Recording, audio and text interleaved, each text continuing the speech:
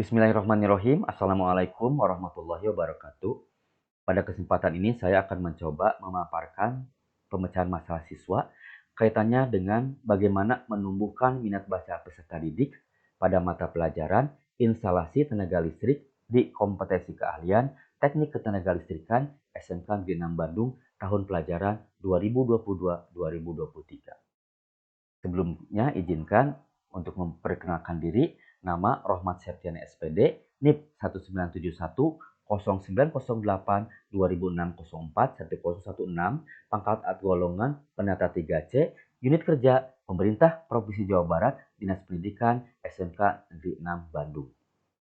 Definisi masalah pembelajaran. Masalah pembelajaran adalah sebagai sebuah proses. Pembelajaran dihadapkan pada beragam permasalahan yang mengganggu, menghambat, mempersulit, atau bahkan mengakibatkan kegagalan dalam mencapai tujuan pembelajaran. Artinya, segala hal yang mengakibatkan kegagalan dalam mencapai tujuan pembelajaran bisa kita definisikan sebagai masalah pembelajaran. Beberapa ahli menyimpulkan tentang masalah ini diantaranya Syahril dan Rizka Ahmad yang mengemukakan bahwa masalah merupakan kegagalan individu dalam pemenuhan satu atau beberapa kebutuhan sehingga menimbulkan ketidakseimbangan. Masalah merupakan sesuatu yang menghambat, merintangi, atau mempersulit seseorang untuk mencapai sesuatu. Sementara siswa Haryono mengemukakan masalah adalah sesuatu yang menghambat, merintangi atau mempersukar orang di dalam usahanya mencapai tujuan.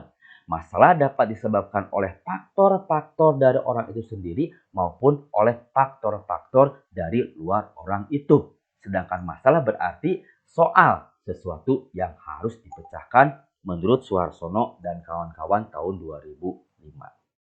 Nah, faktor-faktor apa saja yang menjadi penyebab munculnya masalah dalam pembelajaran? Ada beberapa faktor menurut para ahli seperti Cooney Davis Henderson. Di antaranya, satu faktor fisiologis, yang kedua faktor sosial, yang ketiga faktor kejiwaan, yang keempat faktor intelektual, yang kelima faktor pendidikan. Secara sederhana saya bisa menyimpulkan faktor fisiologis ini lebih berkaitan dengan kurang berfungsinya otak atau anggota tubuh dari siswa yang bersangkutan. Yang kedua faktor sosial. Kecenderungan ini berkaitan dengan lingkungan sekitar siswa. Masih ada lingkungan yang kurang mendukung aktivitas siswa untuk meningkatkan minat baca. Yang ketiga faktor kejiwaan. Ini lebih kepada emosi siswa tersebut bagaimana kurang memaksimalkan dia sebagai siswa untuk mengembangkan minat baca. Yang keempat faktor intelektual dan yang kelima faktor pendidikan lebih kepada kaitannya dengan sarana dan prasarana sekolah yang bersangkutan. Nah, sementara penyebab munculnya masalah-masalah dalam pembelajaran pada peserta didik diantaranya minat baca, motivasi belajar, dan daya nalar peserta didik yang relatif rendah. Kemandirian dan strategi belajar kurang baik. Kurang efektif memanfaatkan waktu dan sumber belajar. Aktivitas bertanya di kelas rendah, mudah terpengaruh oleh dampak negatif teknologi. Ini mungkin beberapa hal yang menjadi penyebab munculnya masalah-masalah dalam pembelajaran. Dan poin nomor 5, yaitu mudah terpengaruh oleh dampak negatif teknologi. Ini mungkin yang sekarang sangat-sangat berperan penting dalam hal berkurangnya minat baca peserta didik. Nah, bagaimana solusinya? Pertama, mengkondisikan lingkungan fisik ramah literasi. Yang kedua, mengupayakan lingkungan sosial dan efektif. Mengupayakan sekolah sebagai lingkungan akademis yang literatif. Yang keempat, menumbuhkan kesadaran pentingnya membaca. Yang kelima, membaca 10 menit sebelum KBM. Ini bisa kita kategorikan sebagai bentuk pembiasaan. Yang keenam, mengoptimalkan peran perpustakaan.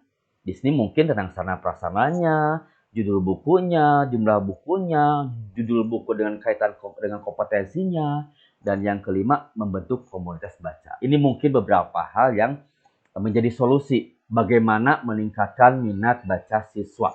Kalau minat baca itu sudah meningkat dalam segala aspek, segala hal, insya Allah siswa tersebut akan lebih meningkatkan potensinya, motivasinya yang pada akhirnya bisa meningkatkan atau bisa mencapai tujuan dari pembelajar itu sendiri.